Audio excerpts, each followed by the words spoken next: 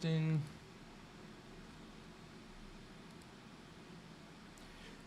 Testing. Should be live here, guys.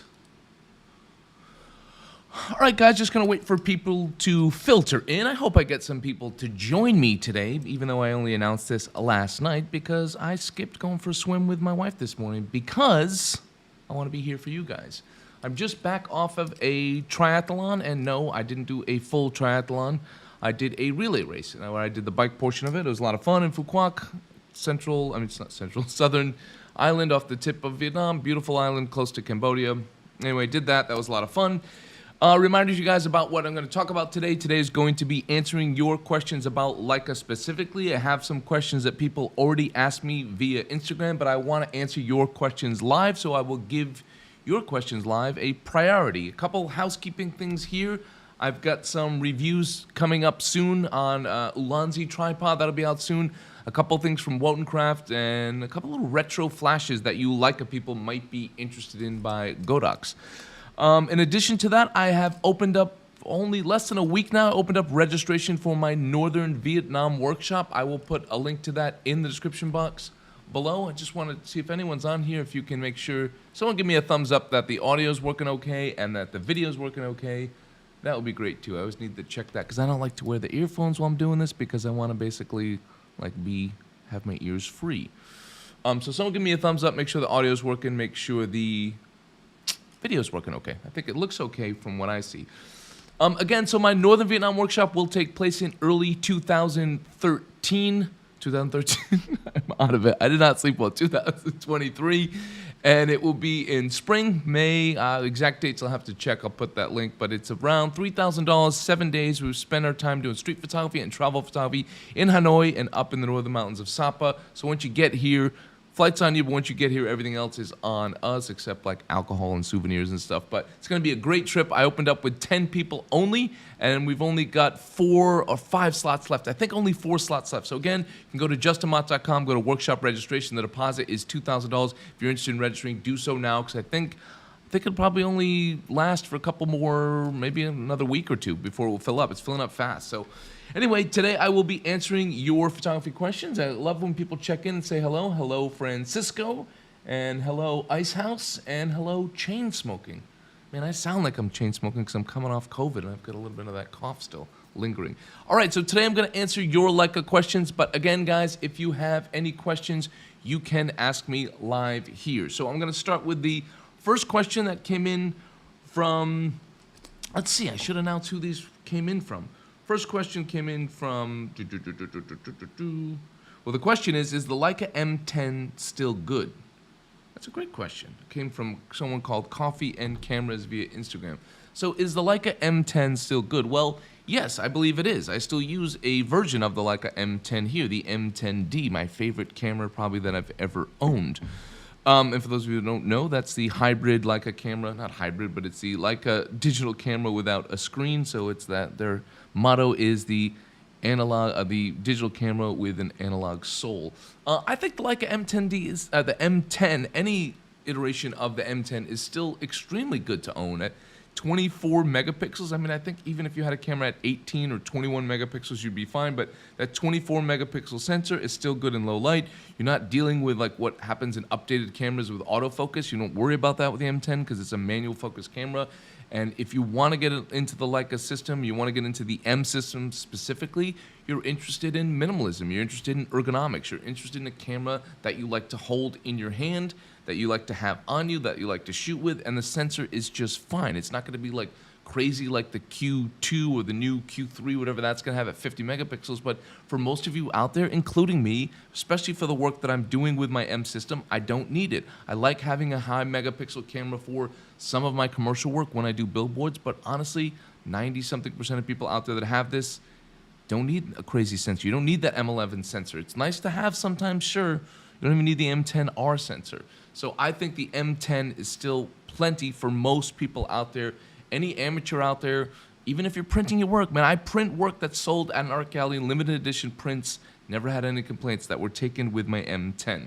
So to answer the question, it's a great question. Is the M10 still good? Yes, it's fantastic. I think it's a great camera. I wouldn't say it's a bargain because Leica is really expensive, but you can get a great deal on an M10 these days, rather than paying the $8,000 or $9,000 for an M10R or M11, you can get these for I think around $4,000 or $5,000 for an M10. So it's a great question.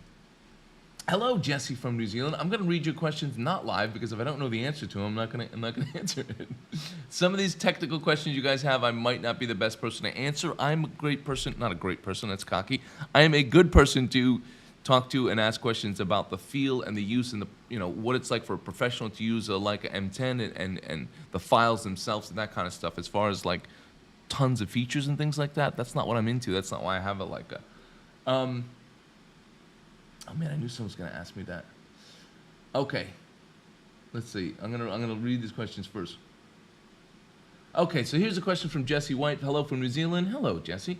Quick question, Leica SL2S user here. If you could only bring one lens on your summer workshop, which would it be, and why not? And why not a 50? Love the content. Well, I didn't say it wasn't a 50, so why do you already assume I'm gonna say no 50? But I am gonna say that, so I guess you watch me and you know me well. If you can only bring one lens on your workshop, you know what? That's a great question, man. I love that question, Jesse. So if I was coming on my workshop or even just going anywhere and I could only bring one lens, I would always go with the 35. That's my go-to because I like to do environmental portraits and I just like taking portraits with a 35. I even like it better than a 50 in a lot of circumstances. I like to shoot horizontal portraits rather than vertical portraits, so it works quite well for my specific style. I definitely am not the kind of person that likes to push my style on other people, not even in my workshops. I like to tell you how I like to see light. I like to tell you some of the tricks that I know about composition and the way that I like to tell a story with a sequence of images, sure. But the way that I like my style of images, I don't want to really push that on other people. But for me personally, why I liked 35, why I shot an entire year of New York Times assignments was just a 35, because I found it was the absolute perfect balance for what I wanted to do. Documentary, reportage, I can get close to people. In my workshop, you will be able to get close to people. We're going to have street photography you're doing, but you're also going to be doing some work up in, not work, I guess kind of work, but you're going to be documenting some people, shadowing them for an afternoon up in Sapa, and since you have their permission, you're allowed to get close, and I think the 35 is a great lens once you can put the time in and you're going to have access to people, because you shadow them around. It kind of covers you for everything that they're going to be doing throughout the day, and just like pure documentary, just letting their life unfold, and you shoot, and then you see a moment that may be a portrait work, boom, it's a nice lens for that. So yeah, for me, I would say a 35. Now, I am trying to get better with a 50mm lens. I don't actually right now own one for my Leica system, but I will be getting one. So I would say, if you're coming on my workshop, 35 for me. If you're very comfortable with the 50, you can still cover everything you need to cover. We're going to be doing street photography. We're going to be doing travel photography. I just think sometimes though, up in the northern mountains with these beautiful wide landscapes, sometimes you want to go wide. And I'm not a mega wide person. Jess, you didn't realize this rabbit hole you're going to go down here. I'm not a mega wide person, so I don't need to have a super wide angle lens. I find those lenses harder to use and gimmicky. I feel like people just shoot wide for the sake of wide. When I shoot wide, I want to fill that frame. I always want to fill my frame with interesting things, layers, and things to look around. So shooting with a 21 makes my job a lot more difficult. Now, I have a 21 for the occasional travel story where I need something I consider 21 mega wide. Anything more than that, I start to get distorted. And I do love that Leica 21mm lens, f3.4. Oh, it's a beautiful lens.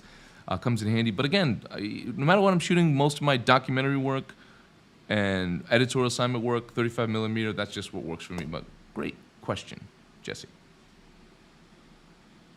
All right, let's see. Okay, priority to you guys here. That's a good question. So Chainsmoke asks, is the 28mm lens on the Q2 different from the Leica 28-14 Summilux M spherical lens? Now, I don't technically know the answer to that question, but it's a great question because people ask it all the time that are buying the Q, oh, am I really getting that lens? Now, it's kind of marketed or positioned that it's supposed to be. I would say the weight doesn't feel quite the same when you touch it. I don't know technically if they'll admit that it's different in any way. I think it's supposed to be similar. I would say the quality when I've used the Q2 in a demo, I don't own it, but I have borrowed it and used it, is quite nice. But I haven't used the 28 Summilux M spherical at all, so it's tough for me to compare. But nice question. Sorry, I don't really have the great answer for that. Yeah, and Francisco asked if the M10 works for pro shooters like Justin. I'm all in. probably good for another 10 plus years. Yeah, I think it would be, honestly. Like, if you don't care about features like pro things, like I wouldn't use the M10 for my pro commercial work, but I'll use it for editorial work or assignment work professionally because it's got the screen, the M10, so I can check that. Like, every once in a while, editorial shoot, I need to make sure I like have the shot. If I was covering like spot news, if that was my work, like if I was a string, like a like an AFP shooter or Associated Press shooter or shooting for Reuters, I couldn't get away with that kind of stuff. I need to be able to sync up everything fast, look at everything quickly. Like, it's not great for that, but I don't shoot that way. I shoot stories, I shoot long form, I shoot my own projects. So when I do shoot an editorial type of story, I've been fine doing it. Even if things are moving fast, I'm really good with manual focus, so I can kind of get away with it. And I just find it slows me down. It makes me a better photographer, so it works for me. Some other questions that came in online, but let me make sure I didn't miss any questions here with you guys. Some great questions online. Another one was, Guillaume asked me from France, he asked me, when using your M10D, are you excited later on to discover your photos? And okay, for those of you that don't know, this is my Leica M10D here. It's a digital camera without a screen.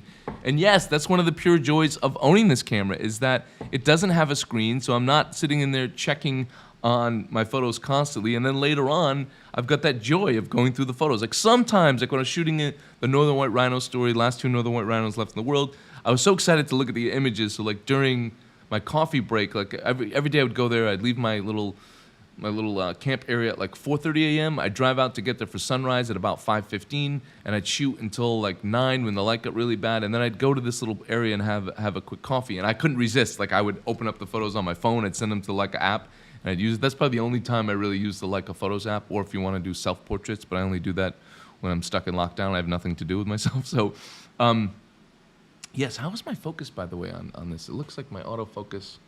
One sec, guys. I just want to fix my autofocus here.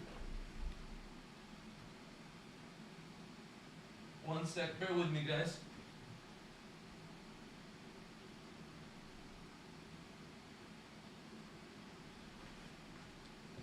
All right, I don't know if my focus on my Sony is getting me in focus or not, because I've got a slow stream today, so it looks like everything's out of focus, but anyway.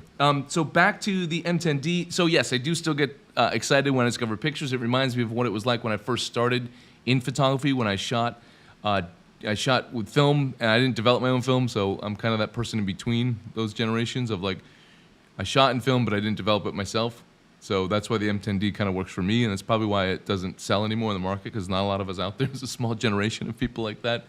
Because I'm not into the post-production part in digital or in film that much. I mean, things could change, but right now I'm not really that into that. So it's a great discovery for me. I love that. It's a great question. So that's kind of one of the joys of this camera, is coming home later on and being like, oh, I mean, sometimes it sucks. You're like, oh, shit, I missed something. But I don't typically, because I am a pro, no, I don't typically miss stuff. So that's good. I should knock on wood. That sounded cocky when I say that. So yes, that's one of the great joys. And in tough situations, like tough lighting situations or focus situations, I just kind of overshoot it, so I make sure I have something. So yeah, it's a pleasant surprise. It makes me more in the moment, and that's why I love that camera.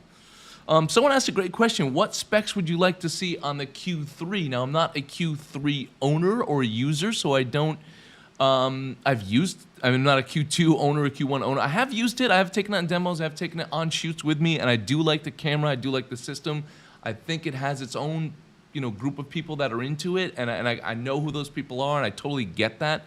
But for me, if I was a Q3 user, when I use the Q2, no problem with the sensor. Again, that's not a huge deal for me. I know people get so excited about, I get so much backlash about doing that review on the Hasselblad X2D. People were so mad. I think it was people who bought it or pre-ordered it, and then they saw my video, and they were just like mad at me. Don't be mad at me. I'm just telling you my honest opinion.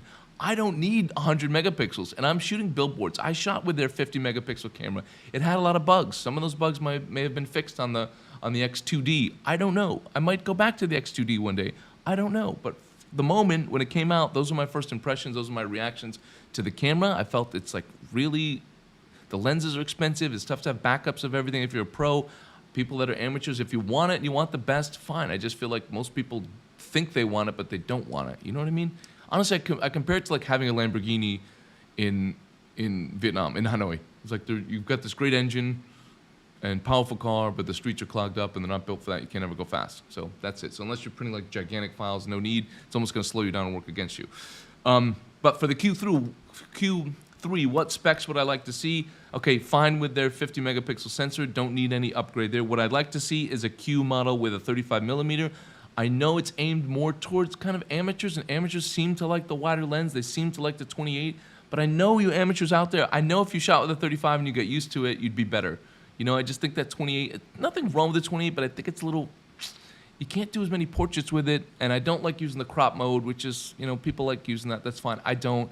I think it would be cool, and there are, like seeing in the message group here, there are people that like a 50, so it'd be cool if they had a 50 millimeter option, and it'd be cool if they had a 35 millimeter option, but specifically 35, I think that would please a lot of people out there, especially a lot of Leica M shooters, pro shooters, who want to back up and love a 35. That would be like their go-to 35, and on their M, they might have a 50, or might even have a longer lens. So, yeah, I think that would be cool. A couple other things on the Q3 that I'd like to see. I'd love to have more of that built-in storage that they have on the new M11, but even more, like I'd like for them to mimic what Hasselblad did, have like a terabyte of memory built in. I don't know what that would mean as far as weight and size. I don't think they should change the size at all. The weight, I wouldn't mind. Actually, that's the last thing. I wish the Leica Q3 was a little bit heavier, even though it's got that like metal feel to it. It doesn't feel as solid, as dense as the M10, and I love that feeling of the M10. So I don't think they need to change the design, but if they maybe heavier materials to make it a little more dense, I would like that. And again, I know for amateurs, I think a lot of people out there want light. They want a lightweight camera, and they want a 28, so I get it. But just for me personally, that's what I would want. I would want 35 millimeter lens, built-in storage, and actually what I think a lot of camera, built-in storage, and the last thing was a denser camera, more weight. Another thing I think would be really cool if some of these cameras, like someone figured out a camera that you could like actually through the menu post your images directly, rather than send it to your phone. If you could actually post directly to like Instagram or something like that, that would be kind of wild. Why does anyone do that? That would be pretty cool. Although, like, that's not necessarily what I'm all about, but if you're doing, so if you're like a social media person fully, that would be cool if you just had like a direct Instagram post option rather than having to go through your phone. That would be wild. So a couple other questions. Let me see your questions. Let me take a sip of my iced coffee here. Yes, Francisco, I was going to answer your question. I believe you asked me that in the comments originally about, okay, someone asked, Francisco asked me, you told us how surprisingly durable your M10D is, but I'm really afraid of actually using mine in the field. Could you tell us how much you pushed it, durability, and show us up close of your M10D's wear? Okay, a couple little tips there, Francisco, is I do put gaffer tape on parts. I cover up labels. People always ask me that. I don't know if you're going to get a good view here, but I cover up labels on my camera of the Leica name itself, just more for it.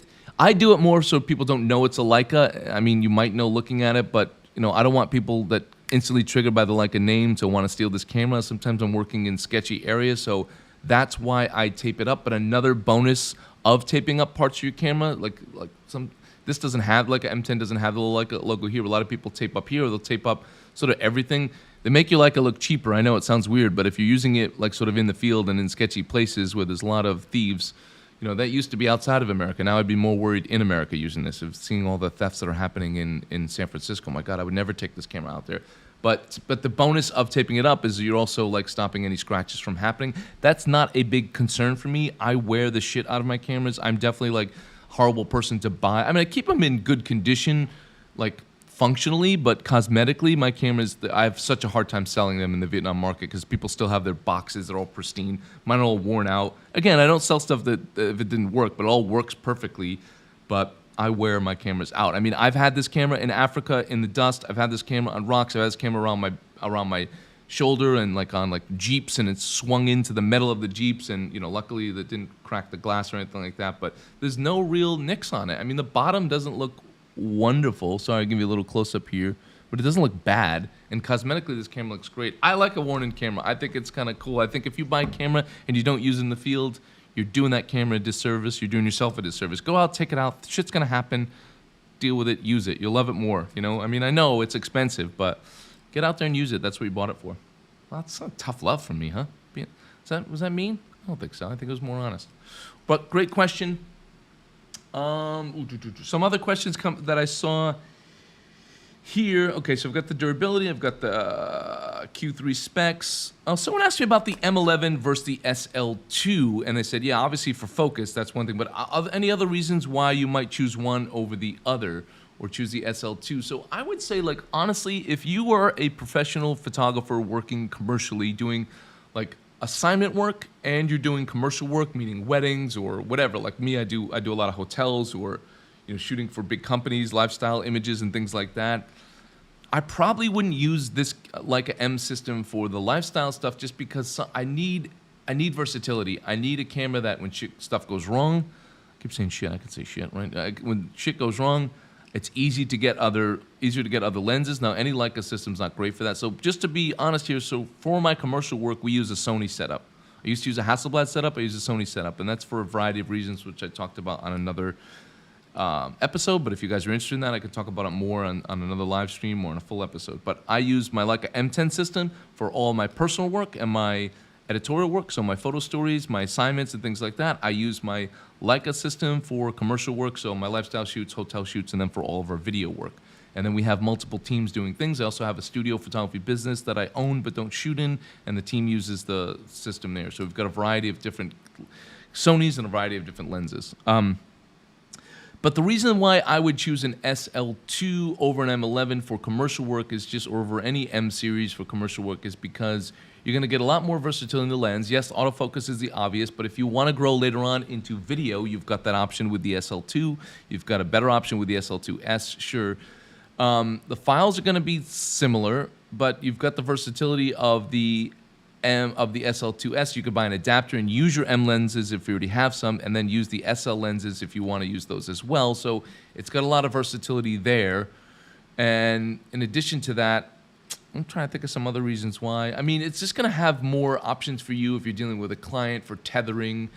If you need to shoot at a faster rate, you're going to have that option. Sometimes you need that in commercial work. Like I'm doing hotel shoots sometimes, and I've got like a lifestyle shoot in the beach, and the kids like, okay, they're running out of the water, they're playing with a kite. Like not only do I need autofocus, but I need a high frame rate to make sure that like everyone's got their eyes open and just the right moment. Maybe the hands blocking the face, but if I take 8 frames a second, then I've got a better chance of nailing it. And I still have to go through and review all that stuff. But so I would say because you can still use the SL2 system for editorial work, for personal work. I don't like it as much, and I have the luxury of having 2 different systems. But if you have the M10, you're not really or the M system, you're not really going to want to do a ton of commercial work with it, unless you're really in that category where you can slow down. You don't have a lot of clients, not a big team, but ad firm behind you looking at everything. And again, people do it, people pull it off, but you've got to have for most people out there, you would need the autofocus. You would need all sort of the extra little features that the SL2 would have, and also that lens variety that you're going to get. Like if you want to start to do wildlife photography, you can get those longer lenses that can come with the SL lineup. So that's it. That's why I would use that. Someone asked me, Guillaume also asked me from France, do I miss the ability to focus close on the M, closer than 70 centimeters on the M body? Yes, I do actually. That's one of the bummers, one of the setbacks of the Leica M system and the lenses. You can't get those super close-up shots unless you go macro. I do use the Leica L Pro adapter for macro shots. It does come in handy from all wildlife stuff. It's funny. For wildlife, I do more macro than long lens. I'm not a wildlife photographer, but wildlife photojournalist. So I need close-ups of hands and details of if an animal was wounded, maybe, or that connection that people have, or the scales of a pangolin, or the skin of the rhino, or even the close-up of the rhino horn. I use that little Leica L Pro adapter. It's like a $400 little. It's not really like a lens, but it kind of is like this little piece of glass. It's a magnifier. You screw it onto your different lenses. It has different step-up rings on it, and you can turn your 75 millimeter into a macro, or you can turn your 35 into a macro. So it kind of comes in handy. But yeah, I miss that. I always like lenses that can focus close, because sometimes I want those cool with the 35, I'd love it if I could get right in there and photograph just the eye, or something like that. So I like having that option and give me more options for interesting composition. But yeah, so it is a bummer sometimes. I wish Leica could have a closer focusing system. I'm gonna check with you. I'm gonna take a sip of my coffee here, guys. Just a reminder to you guys out there, remember I've got my online store, justinmott.com, at justinmott.com, where I've got my monthly mentorship package. I limit those to 5 a month. Right now I have 3 people going. That is $1,500 a month, and it's a deep dive. This is only meant for people that can focus that month entirely on their photography, but it's people that want like kind of a kick in the ass with their photography. We work on a project together. We have 5 sessions within that month. Once a week, I give you assignments. I help you talk through a project. We go through your work, and then you also have access to me via WhatsApp about your technical questions, about your style questions, anything you want in the moment. I'm available there for that entire month. So that's why you're paying that money, because not only am I working those 5 sessions with you online, I'm working offline with you as well.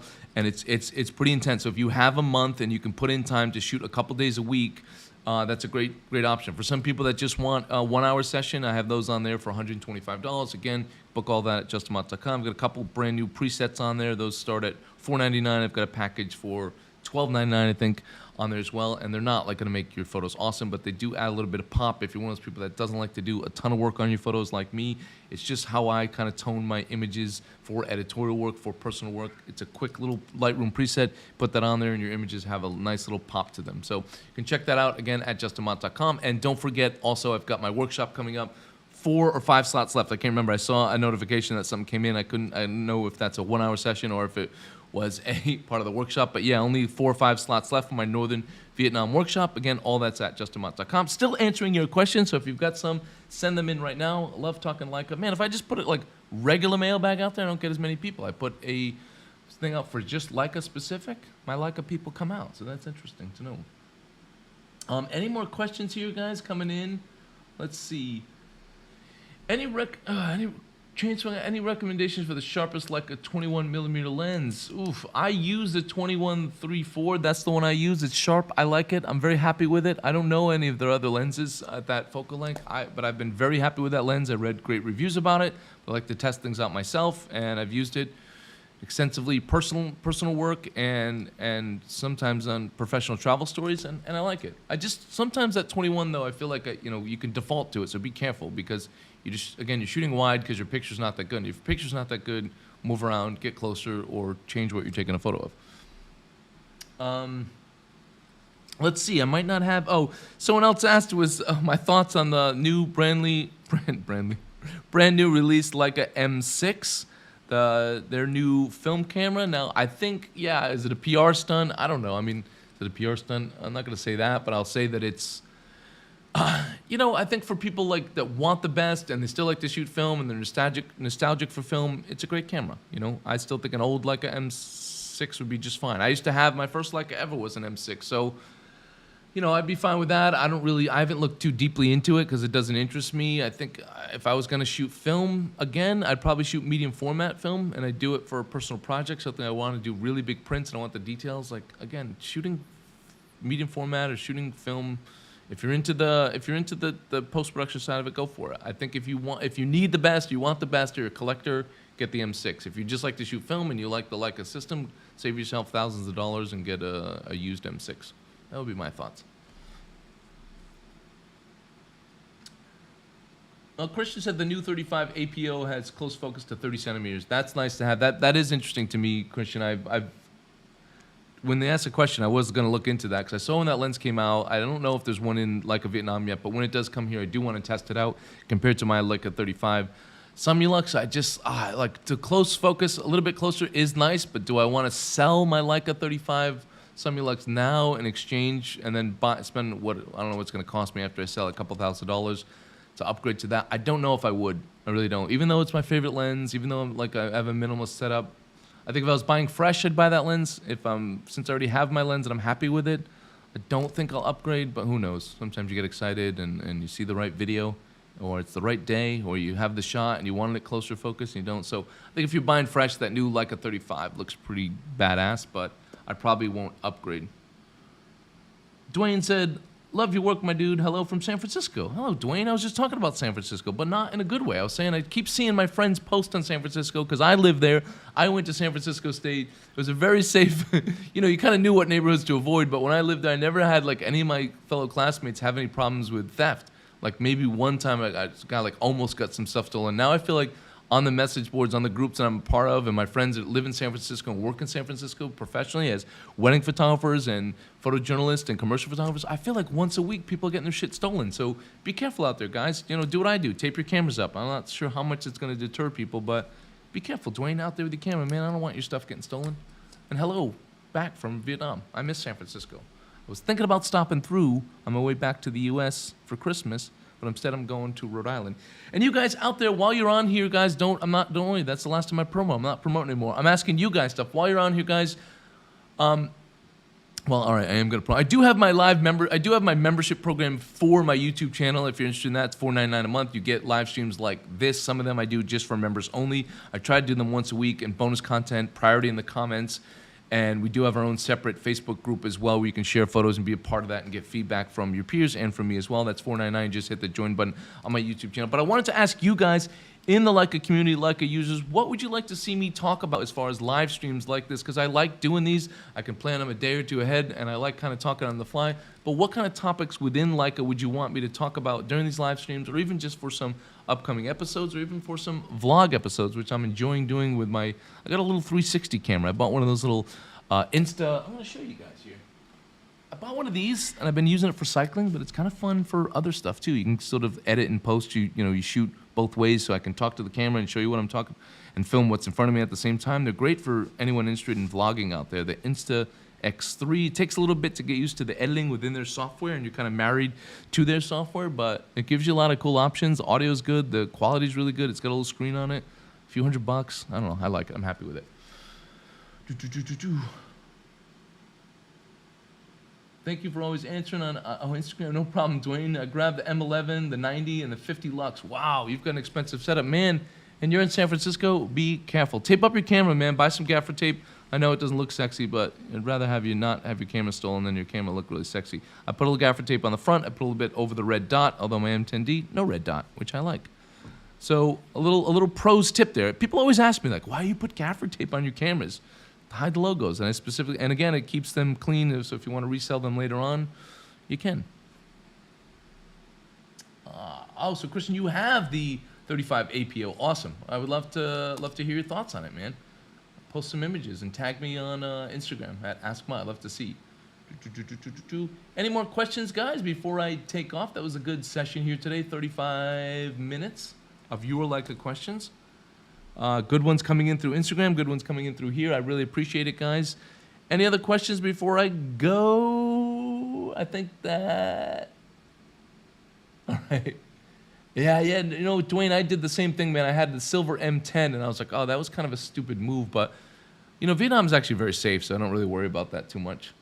Although I did just see something kind of interesting. I just saw a U.S. Embassy alert for U.S. citizens here that, like, a couple people have been American citizens being harassed in Hanoi. I don't know what that's about. I think it's probably an isolated incident. I don't know what it's related to, but, they don't usually put on an alert unless a few things have happened. So they said, be careful out there. No physical attacks, but, like, verbal attacks on Americans. You'd think that would have happened all these other years, considering the war and everything. But my experience here, 15 years of Vietnam, people have been extremely welcoming and friendly. I've never felt like any shit because I was American ever, and I wouldn't blame them if they were. So, but now, that's a weird thing that I just saw in the embassy. Anyway, not related to Leica. I just thought I'd bring it up because it's kind of a personal thing here. I'm talking Leica, I'm talking personal life. As far as what's going on for me, maybe we might have some other questions here. Coming up, I'm hoping to get back into, after Christmas next year, hoping to kickstart things, get back into my Kindred Guardians project, get back into my Vietnam project, as above, so below. But I've got a lot of commercial work lined up. Commercial work always gets in the way of your personal work, but got to pay the bills, guys. Got to pay the bills, especially with all this Leica equipment. Been really doing a lot of cycling, been into that. I'll be home in Rhode Island for Christmas. I'll be trying to film some episodes while I'm in Rhode Island, and I've got a lot of episodes planned. Hopefully this month I'm not going away on any commercial shoots. I've sort of blocked off my schedule to film more, so I've got a lot of new content coming out. Let's see if there's any more questions. Maybe do a live session about contracts for photo assignments. Yeah, Eddie, I would like to do that. I think it's not going to bring in the big numbers there because not a lot of people that are interested in it, but I am, so I'll talk about that. If I get a few that are, that's what I like about this channel. We don't need a ton of people. I just like to, the people that are into it, you find me, and we'll talk, we'll have a conversation, keep it intimate. Yeah, okay, I'll answer that question. It's not related to Leica, but that'll be my last question for the day. And Christian, good question. What about a session on monochrome black and white photography? Sure, I wouldn't say I'm an expert on it. I don't shoot with a monochrome camera. Haven't tried that, but I might try out one of the Leicas, maybe borrow one from the Leica store in Vietnam, and maybe I'll fall in love with it. I've been asking them about doing that. So maybe the next time they come out with a monochrome, I'll test it out, do a review, and really do a deep dive. I like shooting black and white photography, but I've never really needed like a dedicated camera. Again, for those of you that have been watching my channel, I use my Ricoh as my dedicated black and white camera. It's a Ricoh GR3, and I set it to a black and white filter, and I shoot that way with it sometimes just for fun, and I enjoy that, seeing it in the moment. So I get the appeal of the monochrome camera. I just don't know. It's not worth it for me to spend all that money on it. I'm great. Big fan. Thank you, Eddie. I don't think I'm great. I think I'm okay, but I appreciate it. Eddie, so quick question. You had, who gets the usage rights to your photos? Now, that's all going to be determined in a contract. Now, usually if you work with a editorial assignment, you'll own the rights, and they'll get to use it, how they want, but only the images that you sent. All the other images you can use yourself however you please. Now, you can't use those images commercially if you have a person in it that didn't sign a waiver. So if I'm going out in a New York Times assignment, for example, they will have the rights to use my images sort of forever, which kind of sucks. And I would say sometimes if they reposition it or do a different story, you don't often get paid extra for that. But if they use an image that wasn't, it's tough to say because I do get checks from them from time to time. So, okay, New York Times, what happens is I might take thousands of photos. I'll send them 100 photos to choose from on a multi-day assignment. Then they'll maybe reuse those photos over and over again. But if they use them for like a book, like they've used my images in 36 hours series, they're books, and now they like ask you to not pay for that, and they'll give you credit, which kind of sucks, but it's the New York Times, so I don't like to say no to them. And then I can use the photos how I want. I can resell them to other newspapers and magazines. There's an embargo on it, so after I do the story, it might be like a week. It might only be 36 hours. Again, it's all in your contract. There's an embargo on when you can use the images, but then after that embargo is over, you can sell them. My images are in an archive at a company called Redux, which is the New York Times archive. So they sell them there to other magazines. I sell them individually. You can have an exclusive agency sell your images, but stock sales kind of suck, and they're pretty sporadic, and it's pretty low money. So I send stuff. People just message me all the time like, oh, we have $25 and I need images for an in-flight magazine. I'm like, I don't do anything under $150 because the admin work and the transfer fees and all that kind of stuff and the pain in the ass of going through it. So that's the way I do it. It's not the way everyone does it, but I do a minimum $150 for my stock sales. And then as far as assignments, technically, legally, unless you've stated otherwise in a contract, you own the rights to all your photographs. Now, that is different when you shoot commercially. It's not different if you don't have if you don't say anything, but if the contract, a lot of contracts are going to want to push you down a path where they own the rights. What I would say is make people pay more to own the rights for your images. Again, it's a whole other rabbit hole I could go into. I don't want to go into it now because people came here to talk Leica, but yes, you can see I could go deep into that, and I will. So great question. So thank you guys for tuning in. I really appreciate it today. Thank you for your wonderful questions, both live and off on Instagram as well. Again, you guys have ideas, ask me in the community section here. I will do my best to answer your questions. Hello from Rhode Island. Oh my God, I'm going home for Rhode Island. Make it so it like snows the day after I get there, not the day I get there. My wife hasn't been to Rhode Island during Christmas time, so I'm hoping for a white Christmas, but I don't want us to have to deal with all the crazy bits that go along with traveling during the snow and, our flight being diverted back to Vietnam or something like that. But hello, Anchor. Cool to see someone from Rhode Island on there. Awesome. I can't wait to go home. I'm excited to go home. Going home in about 1 month. Anyway, love you guys. Thank you guys for tuning in. Don't forget to like, share, and subscribe. And don't forget to have a wonderful day. If I missed your question, ask me in the comment section. I'll go back through in a couple hours and check, and I'll try to answer your questions there. Thank you guys. Bye.